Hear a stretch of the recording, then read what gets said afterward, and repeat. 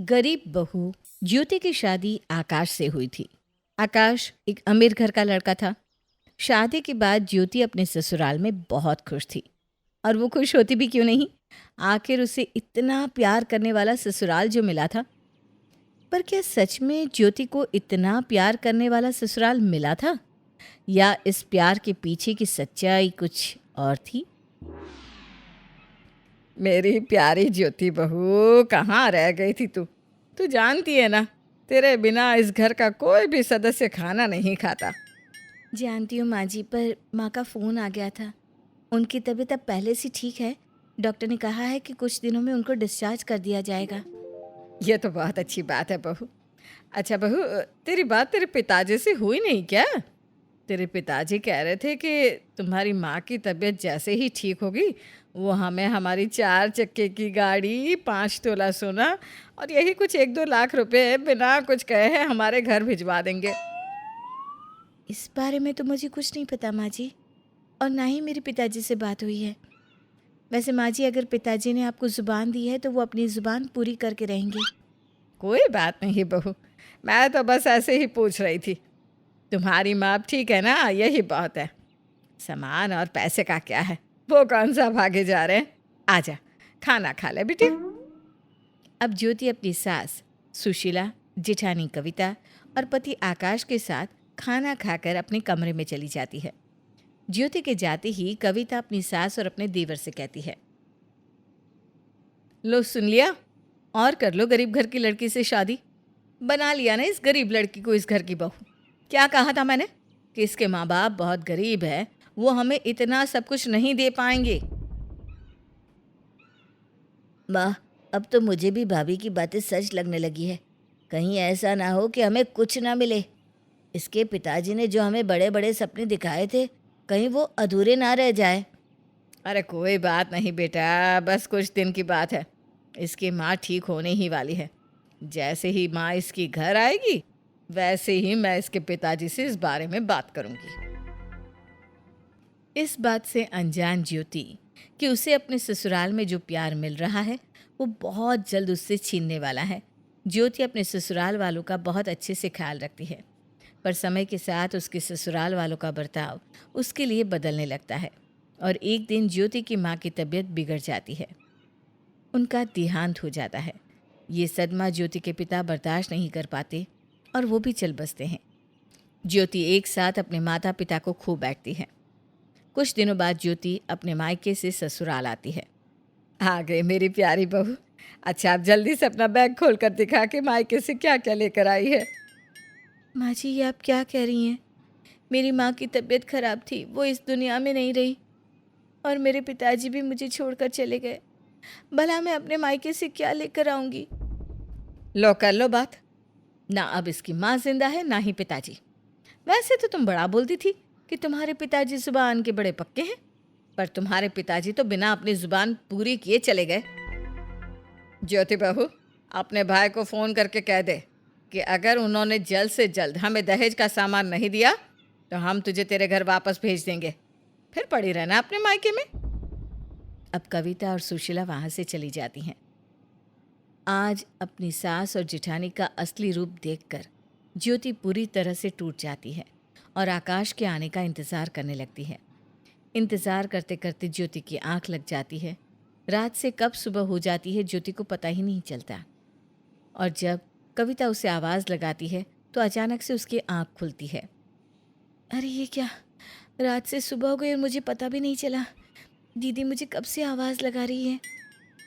इतना सोचकर ज्योति आकाश को ढूंढने लगती है, पर उसे पूरे घर में आकाश कहीं नहीं मिलता। एक बार फिर उसे अपनी जेठानी की आवाज़ सुनाई देती है। अब ज्योति जल्दी से अपनी जेठानी के पास आती है। हो गई महारानी जी की सुबह। महारानी जी, भूल गए आप कि तुम इस घर की बहू हो और दहेज में कुछ नहीं लेकर आई हो, इसलिए महारानी मत बनो और फटाफट नौकरानी बनकर काम करो। दीदी आप फिक्र मत करो, मैं सारा काम कर लूँगी। अच्छा दीदी, क्या आपने आकाश जी को देखा है? मैं उन्हें सुबह से ढूंढ रही हूँ। ला कर लो बात। अब देवर जी क्या तुम्हारे लिए बैठे रहेंगे? तुम्हारी तरह उनके पास पूरे दिन बैठने का काम नहीं है। वो सुबह होते ही ऑफिस जाते हैं। क्या आकाश जी ऑफिस चले गए, वो भी बिना मुझसे मिले और बात किए। अब इसी तरह से कुछ दिन बीत जाते हैं और ज्योति के ससुराल वालों का अत्याचार भी उस पर बढ़ने लगता है। धीरे धीरे ज्योति अपने ससुराल वालों के इस बर्ताव से परेशान होने लगती है।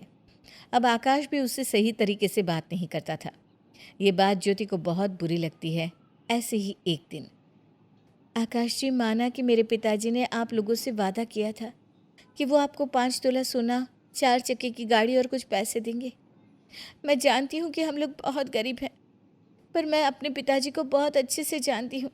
अगर माँ की तबीयत खराब नहीं होती तो मरने से पहले वो आपको सब कुछ दे चुके होते जो उन्होंने आपसे कहा था।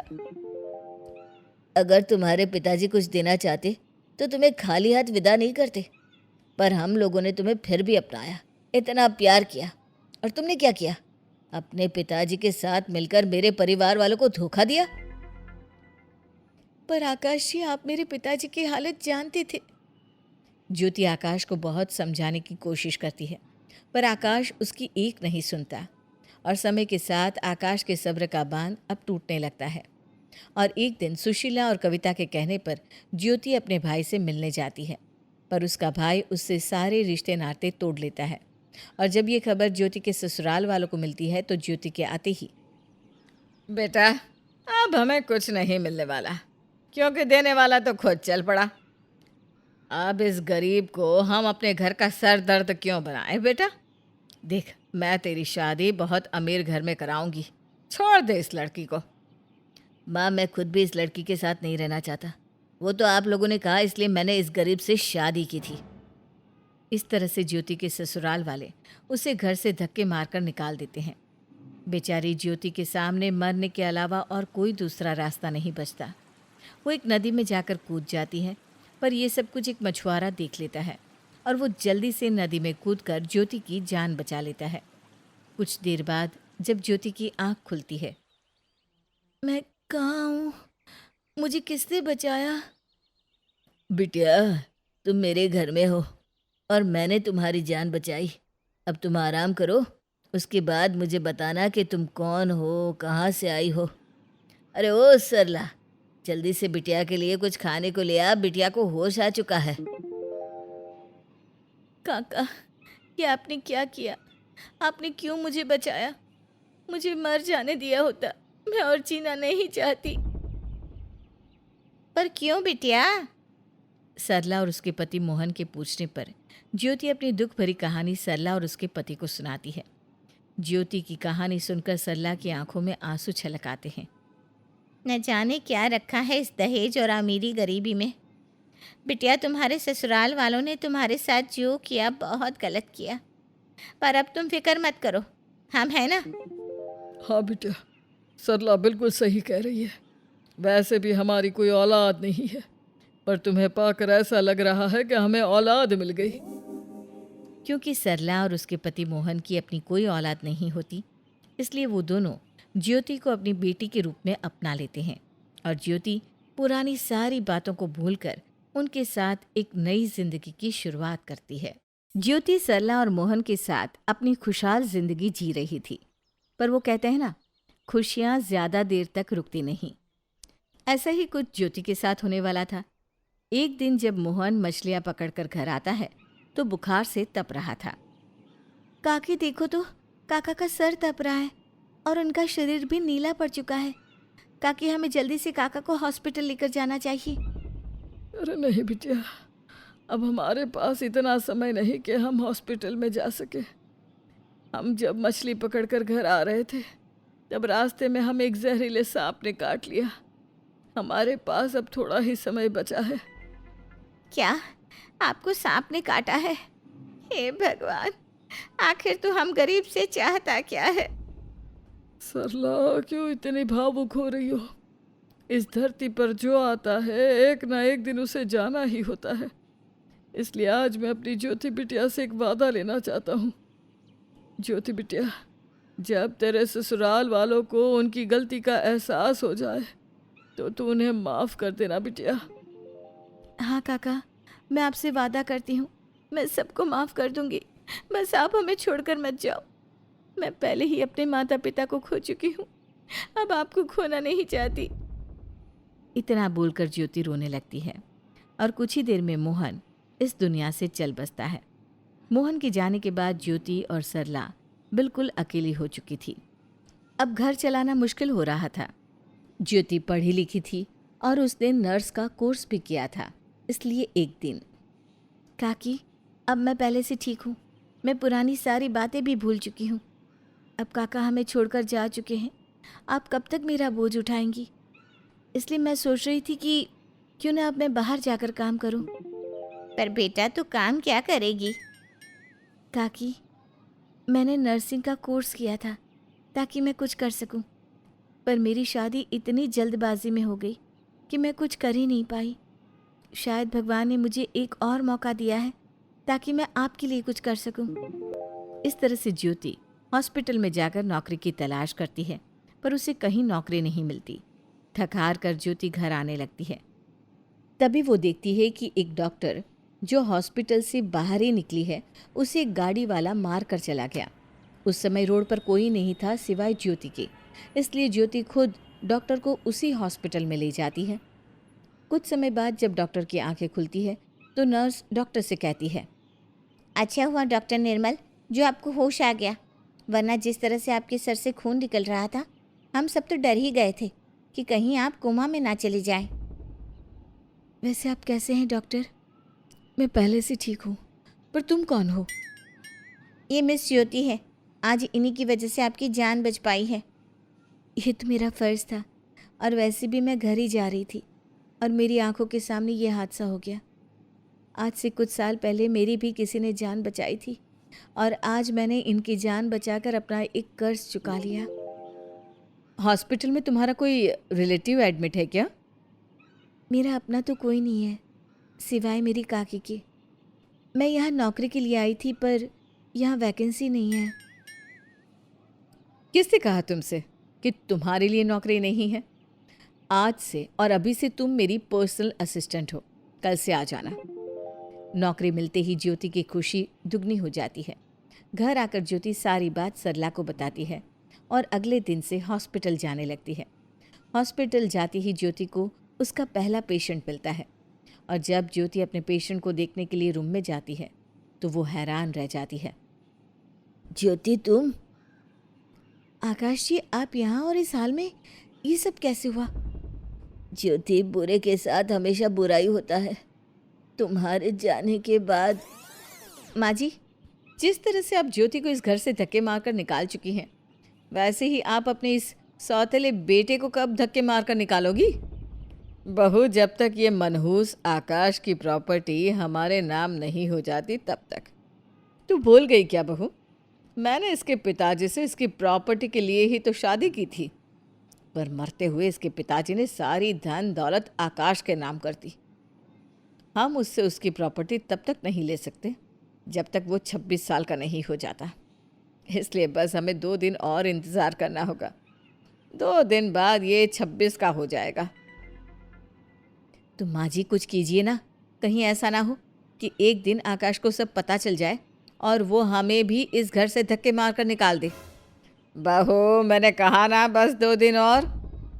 इस तरह से सुशीला कविता के साथ मिलकर एक प्लान बनाती है और आकाश के बर्थडे वाले दिन उसके खाने में नशे की दवाई मिलाकर उससे प्रॉपर्टी के सभी कागज़ पर साइन करवा लेती है। अगली सुबह जब आकाश को होश आता है तो सुशीला कविता के साथ मिलकर आकाश को घर से धक्के मारकर निकाल देती है। माँ, ये आप क्या कर रही हैं? मैं तो आपका बेटा हूँ ना। आप मुझसे कितना प्यार करती थी और आप मुझे ही घर से निकाल रही हो। तू मेरा बेटा था, पर सौतेला। अरे मैं तो भूल ही गई।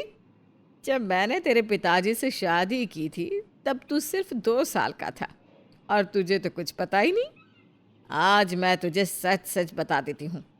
मैंने तुझसे प्यार का नाटक किया ताकि तुझसे तेरी जायदाद में अपने नाम करा सकूं, और आज ये धन दौलत मेरे नाम हो चुकी है। इसलिए मैं तुझे अपने घर से धक्के मारकर निकाल रही हूँ। माँ, आप इतनी लालची हो सकती हो, मैंने कभी सोचा भी नहीं था। आपके और भाभी के कहने पर मैंने अपनी ज्योति को खुद से दूर कर दिया, और आज आप दोनों मुझे मेरे ही घर से निकाल रही हो। देवर जी, ये घर आपका था, पर अब हमारा है। इस तरह से कविता और सुशीला आकाश को घर से निकाल देती हैं। आकाश के जाते ही सुशीला गुंडों को फ़ोन करती है। तुम्हारा शिकार घर से निकल चुका है। वो आकाश का बच्चा पुलिस स्टेशन में जाकर हमारे खिलाफ धोखाधड़ी की रिपोर्ट लिखवाए, उससे पहले ही तुम उसे भगवान के पास पहुंचा दो। और याद रखना, ये मौत एक हादसा लगनी चाहिए ताकि किसी को मुझ पर शक ना हो। अब फिक्र मत कीजिए मैडम, आपका काम हो जाएगा। इस तरह से सुशीला आकाश को अपने रास्ते से हटाती है। पर कहते हैं ना, मारने वाले से अक्सर बचाने वाला बड़ा होता है। आकाश के साथ भी कुछ ऐसा ही होता है। क्योंकि आकाश का एक्सीडेंट बाजार में होता है, इसलिए आसपास के सभी लोग तुरंत आकाश को हॉस्पिटल में एडमिट करवा देते हैं। ज्योति, जिस माँ को मैंने अपनी सगी माँ से भी ज़्यादा बढ़कर प्यार किया, उसी माँ ने मेरे साथ इतना सब कुछ किया। शायद मेरे साथ ये होना भी ज़रूरी था, क्योंकि मैंने तुम्हारे साथ गलत किया। मुझे माफ़ कर दो, मुझे अपनी गलती का एहसास हो चुका है। हिम्मत रखिए आकाश जी, जो होता है अच्छे के लिए होता है। पर ज्योति, तुम यहाँ कैसे? अब ज्योति आकाश को सारी बात बताती है और उसका इलाज भी करती है। बहुत जल्द आकाश ठीक हो जाता है और ज्योति के साथ सरला के घर जाता है। काकी, आज आपकी और काका की वजह से मेरी ज्योति जिंदा है, और ज्योति की वजह से मैं आपका ये एहसान कभी नहीं भूल सकता। कोई बात नहीं बेटा, और वैसे भी आज मैं ज्योति के लिए बहुत खुश हूँ। आखिर उसे उसके हिस्से की खुशियाँ मिल ही गई। सही कहते हैं, अगर खुशियाँ ज़्यादा देर नहीं रुकती तो दुख भी ज़्यादा दिनों के लिए नहीं होता। इस तरह से ज्योति अपने पति को माफ़ कर देती है और आकाश सरला को अपनी माँ बना लेता है। सरला, आकाश और ज्योति एक साथ खुशी से रहने लगते हैं।